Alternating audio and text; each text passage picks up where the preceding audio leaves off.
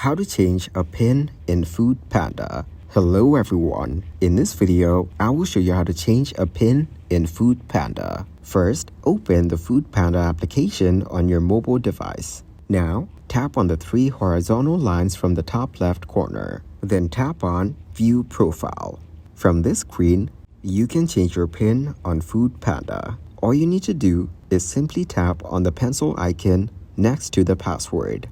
Now, you need to enter your current PIN. Next, what you need to do is enter your new PIN. Once you've entered the new PIN, tap on the tick icon from the top right corner to save your new password. This is how you can change your PIN in Foodpanda. Thank you guys for watching this video. Hope you got some value. Make sure to like the video and subscribe to the channel to get notified of new videos. See you in the next one.